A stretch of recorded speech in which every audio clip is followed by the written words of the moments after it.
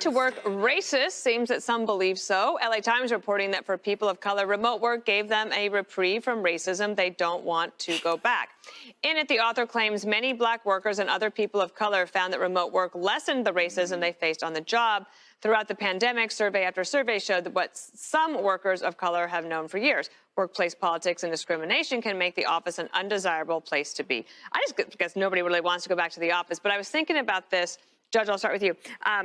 So the New York mayor, Eric Adams, the D.C. mayor, Muriel Bowser, and the San Francisco mayor, London Breed, are all begging people to come back to the office because the cities are dying. And they need people to come back to the office. They don't think it's racist. I understand some people might have problems at the office, don't discount that, but is this the reason to claim to not come back to the office? Well, when you think about it, if you claim that racism is a reason not to come back to the office, then what's the solution? Segregation? I mean, think about how backwards the whole thing is. And in terms of everything being racist, I mean, what math is racist, the infrastructure is racist, camping is racist, all the stuff we've talked about. It's like, look, with all of the money that we're spending on DEI and making sure that we have people in companies who are in a position to stop any kind of problem and to move us forward according to the progressive agenda, then it seems to me that, you know, you're more protected now than you ever have been. If anyone gets upset about anything at all, it must be based upon race. It must be racist. If they ask you to get somewhere by 8 o'clock, guess what? It's racist. You know, if somebody gets there, 5 minutes early, they're racist. Again, we have truly got to understand this whole thing has gone way too far. I mean, again, nowadays, if you see anything at all about somebody of color, whether or not you're actually saying something about their color or not, again, majority of people, they don't say anything about somebody's color. But again, the thing is, it's okay. It's seen, it's fine. If anyone of color says anything about a white person, I mean, again, they can sit there and tell you, they can sit there and say things are white supremacy, or you have white privilege, or your whiteness, or whatever else. And again, that's fine. That is totally fine. But again, if you ask somebody to be somewhere by 8 o'clock or 7:45, or God Almighty, God forbid 7:30, you're racist. No, the truth is racism is the answer to, it's the end all of every argument. It's racist, so I can't do it. I think it's ridiculous, and it's another excuse. And Jessica, it's not like a lot of these companies are not asking people to come back to like pre-2020 levels. They're asking for 2 or 3 days in the office, so hybrid work. So even if you did have a problem at the office, and hopefully you don't, but if you did, it would be less than before. Well, and that's why majorities are just going back to work. But this article was recounting information and research that the author had done. She's gone out into the community and spoken to Black people who expressed this view. It wasn't a perspective that was being argued by the author themselves. And there was data in it. A survey from 2021 showed that only 3% of Black people who work remotely wanted to return to the office versus 21% of whites. That's a pretty big divergence. And one of the people that she interviewed for this was talking about the fact that if he went back to his job in person, he worked in a hospital, that he would have his competency continually questioned, that was something that happened to him all the time when he was coming in just to do his job. He felt that he was always being given the proverbial side eye about how good he would be at doing his job. And I don't feel like I'm in a position to be able to tell people who actually suffer from this kind of discrimination that they're being a bunch of... I will then, because I question the competency of all of my staff. And it doesn't have anything to do with race. I'm constantly giving them the side eye. Like, really? Is that the best guest you can book? It has... White liberals can't wrap their head around the fact that they might be being lied to. Again, Black people might be lying to you. They can't wrap their head around that. Again, they have to accept whatever experiences Black people are telling them. They're like, no, you don't. And again, maybe the reason why they don't want to come back to the office is because they're racist. Because they don't want to deal with white folks. Because again, they don't like white folks. Maybe, just maybe it has to do with that. maybe nobody's had anything to them about anything. Nobody's ever been racist to them about anything.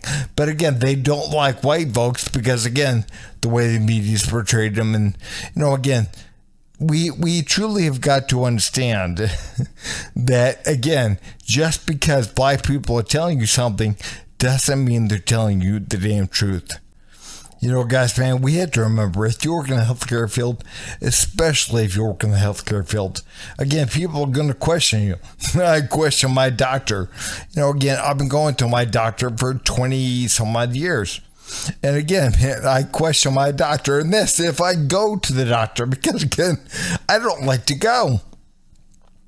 I don't like to go to the doctor. And again, man, could you imagine? My doctor's white, by the way, but could you imagine if my doctor was black? Oh my God. Again, the reason why I don't like to go is because I question their competency. No. Again, my doctor is white. And again, I question my doctor every damn time I go. Again, I can be a real difficult person at times. I can. But guess what? It's my health. It's my body.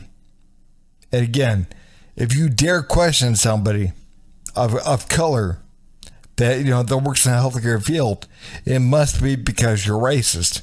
No, maybe it has to do with you're concerned about your health. You're concerned about your body. And maybe, just maybe, that's what the issue is. This is not a funny story. This is infuriating.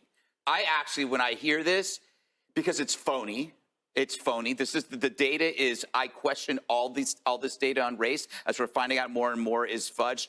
If the LA Times honestly trusts this work that they published, their HR director should go down tomorrow morning and go to their staff.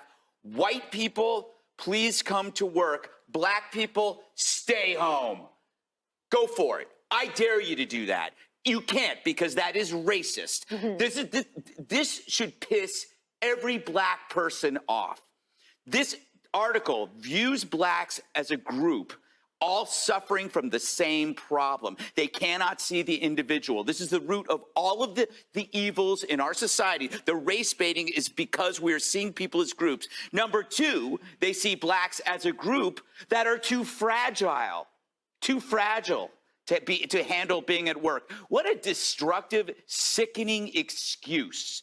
Imagine being black and some pushy white HR liberal comes up to you and says, "Oh, it must be hard to be back at work. Maybe you should stay home." If I were black, and maybe one day I will identify as black, this person who wrote this would be seen as an enemy. Because what a way to prevent achievement is to tell people that you cannot participate because the field is too treacherous for you. But not for us, but for you.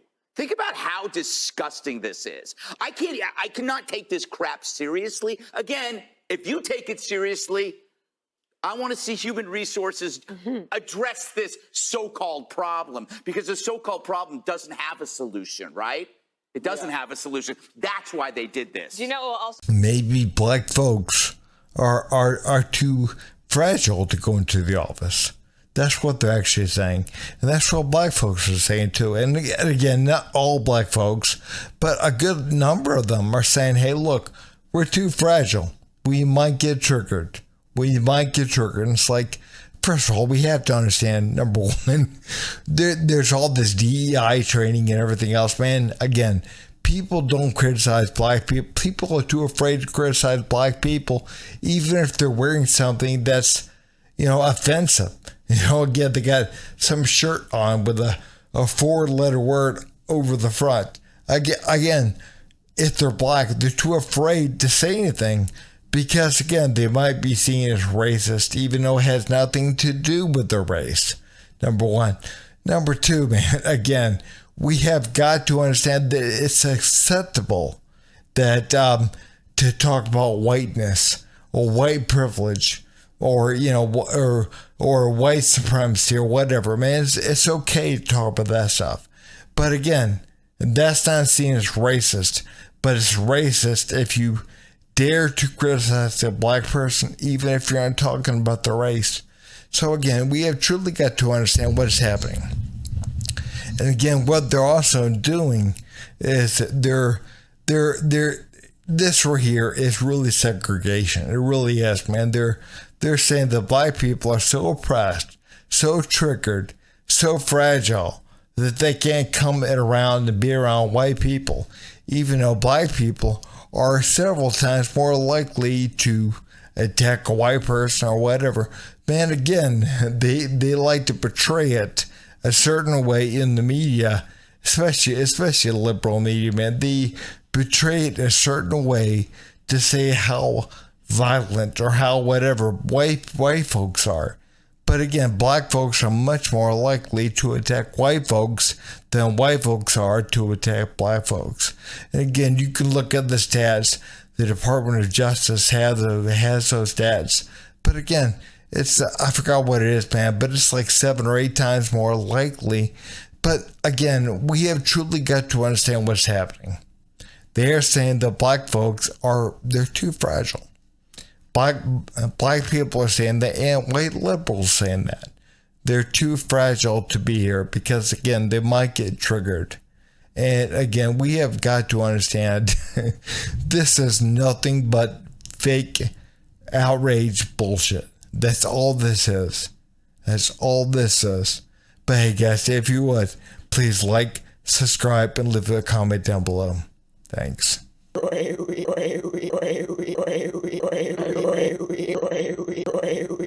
You son of a.